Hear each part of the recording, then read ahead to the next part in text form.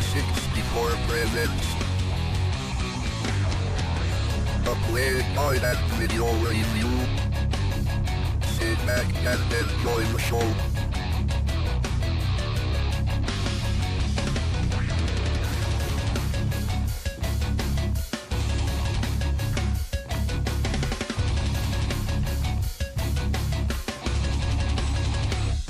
Hey, welcome to another Lemon 64 Playguide in review. In this review we'll be checking out Los Angeles S.W.A.T, developed by Sculptured Software and released on Mastertronics Entertainment USA label in 1986. Let's press fire and check that game out.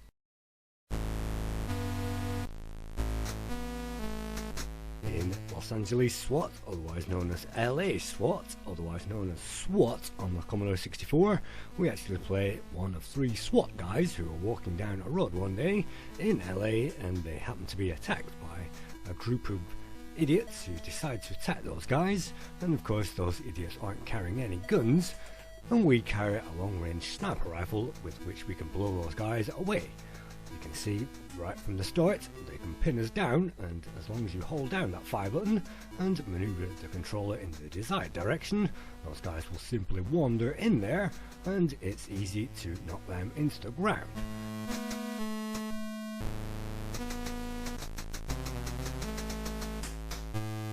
You'll gain score for simply moving forward along the street and also for shooting the gang members, but you can see a blind man there. I think you lose 500 points for shooting that guy, and so it's best to avoid that. And if you find any ladies walking down the road, they will also lose 100 points, and so you can't afford to lose that many points at this early stage when there aren't that many points on the table. But you can see if we want to, we can milk this game to our heart's content. There is no time limit involved, and so we can just soak up those bad guys and get as much score as we like.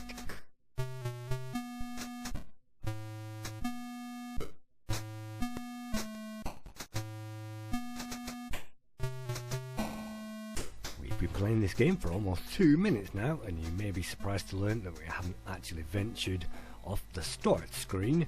Yes, that building to the right is actually the exact same building that we started to see when we started this game, and so let's try this time to move forward, and let's not get pinned down too much, because there is an objective to this game. At the end of the street there is a hostage to rescue, so let's just get a move on and try to make our way there. You can see the bad guys are armed. They will throw stun grenades which will have a very local explosion, and if you don't get in the path of those then that's fine, but sometimes if those guys throw those at very close quarters then that might blow you up, so sometimes it's best to hang back just a little bit and use the very end of your bullet range to mop up those guys and clear your way down this quite busy road.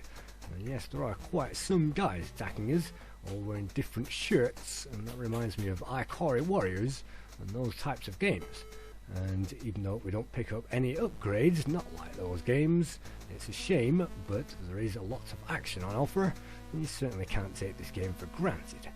It's certainly a good idea to get used to the range of your weapon, and if you are too far away then move closer, but obviously if you are too close then you'll have to back off, and that's not too much of a problem on this early level, but on the later levels it certainly will be, because there'll be more action going on.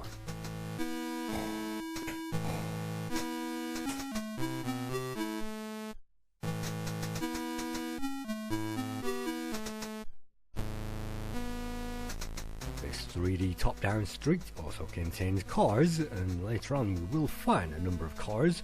Some of those will be upturned and we'll have to walk around those, sometimes heavily under fire from snipers on the roof, and so this game does get steadily harder as we go along. I can't remember whether I've completed this, but certainly after level 4 it really does get hard, and anybody who's played this game really can get pinned down forever with these guys constantly spawning, and sometimes you have to move forward just to give yourself a clear path, and hopefully those guys will spawn behind.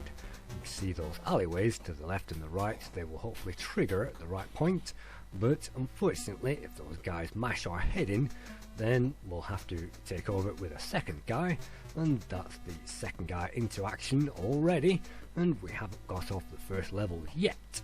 So the old skills are defeating me at this point, and so all the player can do is sometimes stand back and hold down that fire and become your own gun emplacement, or sometimes the best tactic in this game is to actually drop back completely and pick those guys off one at a time and pick your moment to advance.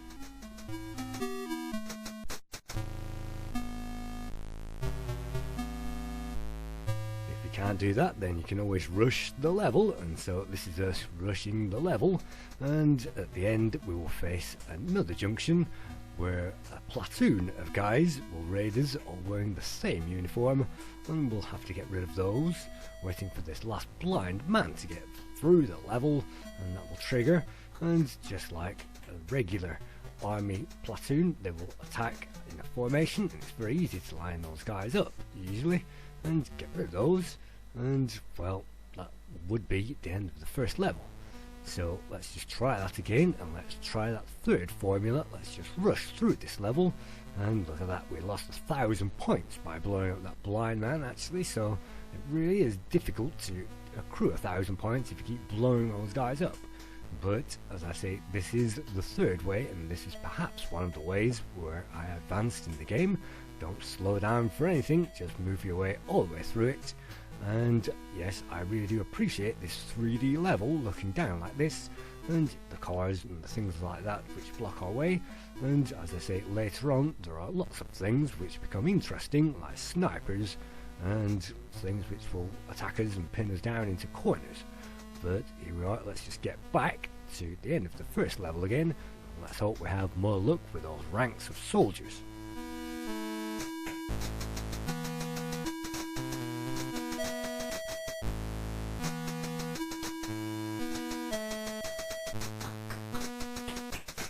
Placing ourselves in the appropriate position, we can get through those, but unfortunately we managed to blow away the hostage first time at the end of that level, and the woman is very much like Robocop, held in the clutches of a mad guy, and he will dash left and right at light speed, and you have to destroy him, and it's better to knock him in the arm again, just like Robocop, and that will get rid of him.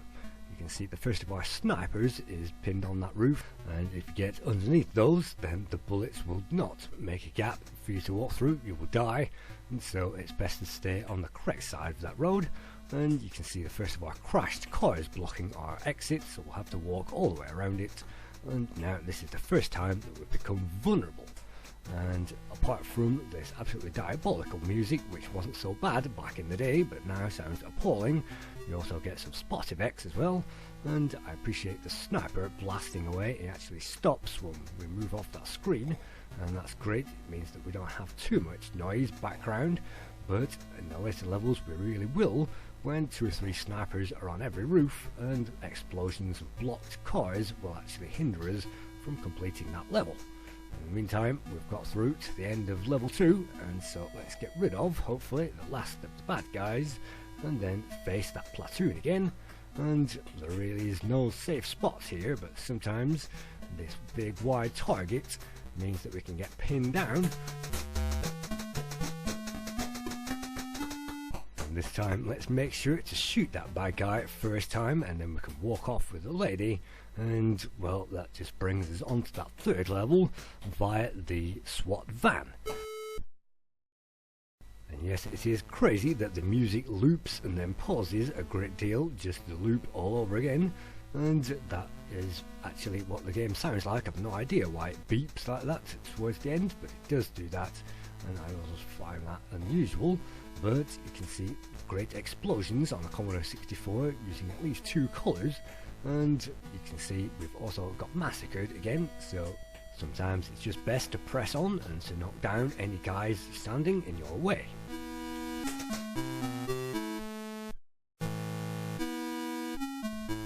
I originally saw this game for the first time played on a friend's Atari 800 XL machine way back in the 1980s, and this was one of my first game experiences except for the VIC-20, and I did enjoy this game on that machine. It's certainly a faithful conversion And apparently the conversion was done by Craig Conder, who I thought that was a pseudonym like Ken Corder, but no, that's a real name. He went on to convert Leaderboard onto the Amiga in 1986, and also Destroyer and Fourth and Inches. On the Commodore 64, you can see I'm yet again trying to battle on and get through to the end of that level. You might be surprised to learn that this game actually sold 161,000 copies for Mastertronic upon release, and this was a special Entertainment USA batch, which was basically an upgraded bundle so that they could sell more. As for the score, Lemon64 gave this 65%, Commodore User gave it 70%, and Zap gave it 74%, which gives LA SWAT 7 out of 10.